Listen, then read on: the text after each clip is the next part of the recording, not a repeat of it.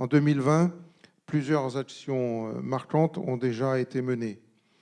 On en a déjà parlé tout à l'heure, l'aménagement des nouveaux locaux pour les personnels et les bénévoles de Vannes, une action qui était très attendue de tous. Et donc, vous connaissez beaucoup d'entre vous ont déjà eu l'occasion de se rendre dans les bureaux qui sont donc 13 rue de Clos-Madec à Vannes.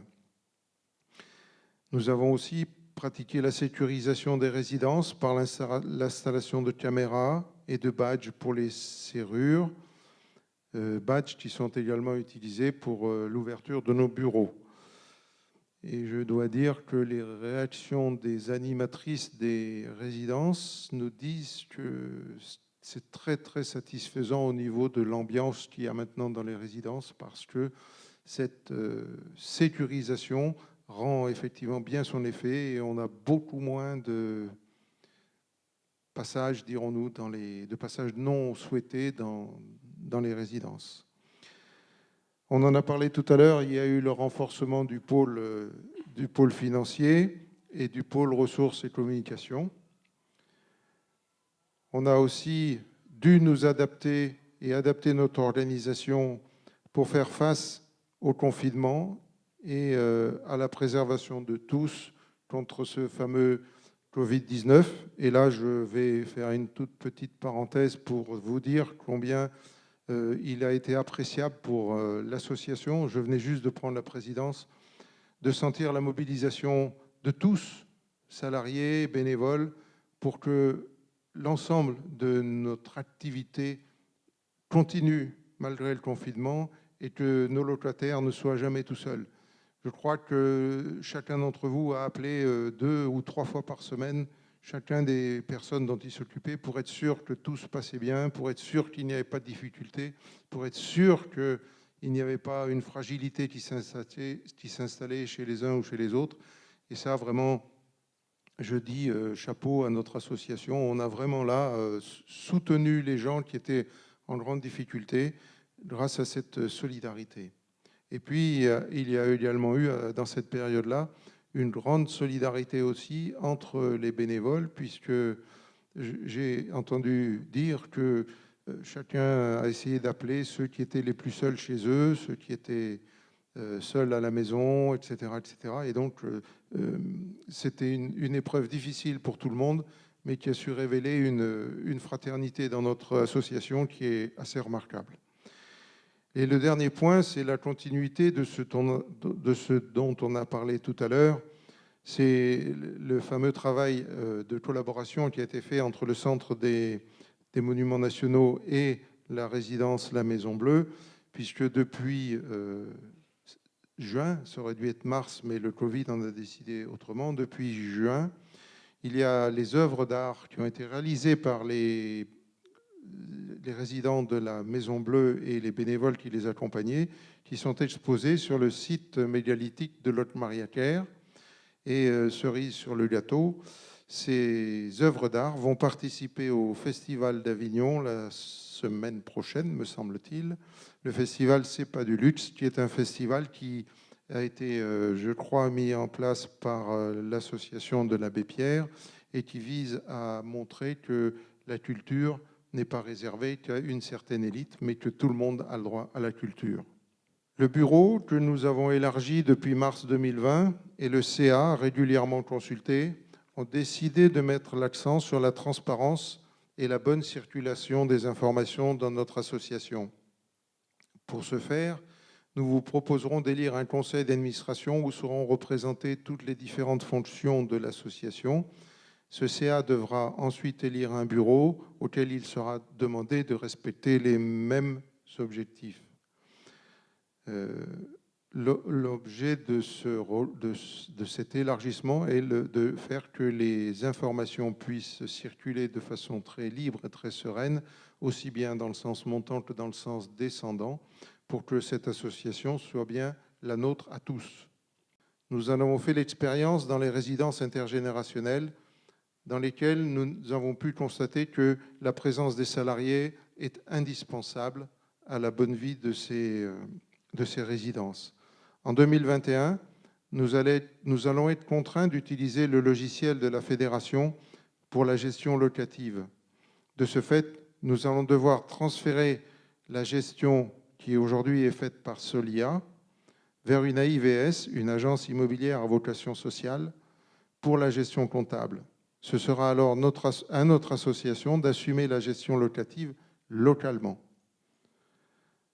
Si vous avez des questions sur ce sujet-là, je pourrais m'étendre.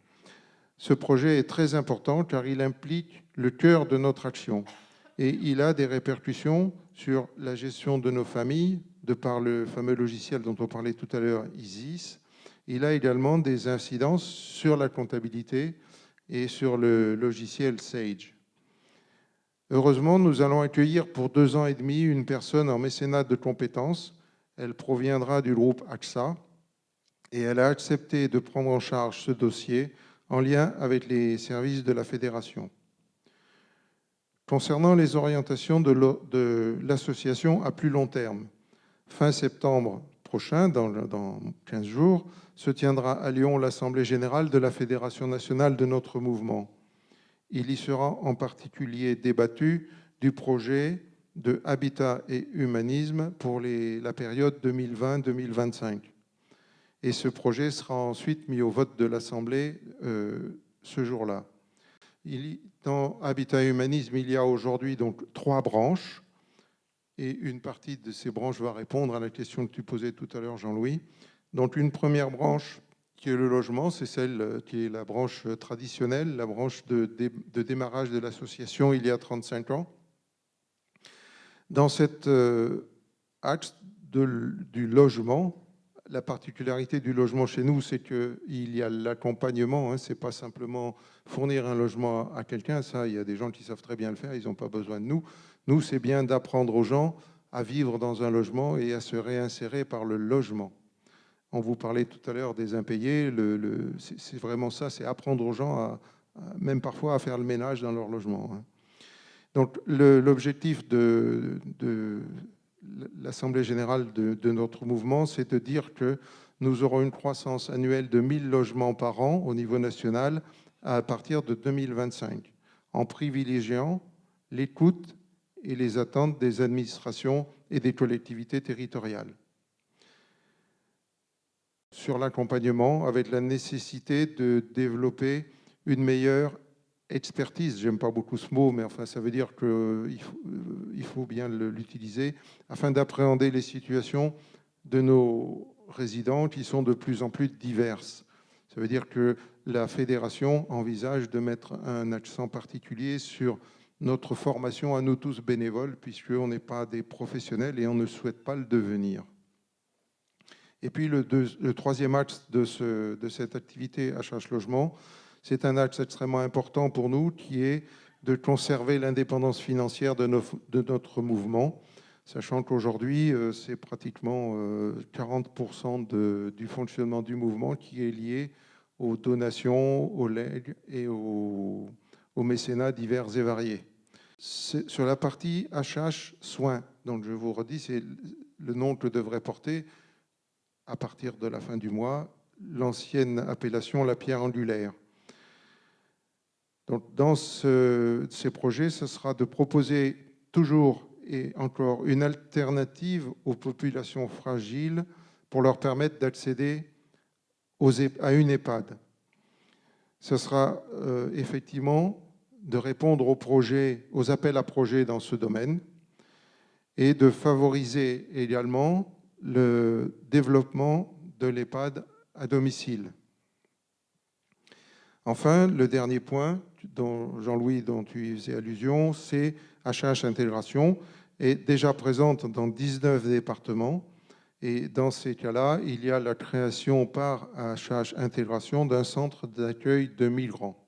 Va se mettre en place une réflexion au niveau de notre fédération sur la charte du mouvement, puisque celle qui est actuellement en vigueur date de l'année 2000. Et donc, il va être créé une cellule de réflexion au niveau national pour, comme on dit des fois vulgairement, dépoussiérer la charte ou, disons, au moins la moderniser et la mettre au XXIe siècle de façon définitive. À ce niveau et suite aux décisions qui seront adoptées à Lyon, Nous allons créer ici, dans le Morbihan, une cellule de réflexion sur l'avenir de notre association pour définir les axes sur lesquels nous souhaitons nous inscrire et ceux sur lesquels nous resterons un peu en retrait par rapport aux orientations nationales, afin d'aller également, nous aussi, vers un projet HH56 2025. Par rapport aux orientations 2021, et puisque tu as évoqué sur la nécessité de renforcer le fonctionnement de l'association, et je pense aussi que la fonction de président est une fonction extrêmement prenante et que tu as le droit de prendre des congés aussi. J'ai déjà évoqué ça, hein, et je pense que la réflexion sur une vice-présidence au sein de notre gouvernance associative me paraît être une question qu'il faut mettre dans les orientations, me semble-t-il. Mais voilà. Au niveau du conseil d'administration qui m'avait confié cette présidence, il est bien clair que je souhaite qu'on ait un, voire deux vice-présidents dans cette association. Qui est candidat pour venir m'épauler? Et donc, je fais un appel aux candidatures. Voilà, parce qu'aujourd'hui, si vous voulez, c'est plus le manque de candidats que ma volonté personnelle d'avoir des vice-présidents. D'ailleurs, dans toutes les activités de notre association, il est bon que ceux qui prennent des responsabilités soient en binôme. Il y a besoin d'avoir des binômes à tous les postes pour les mêmes raisons pour chacun d'entre nous.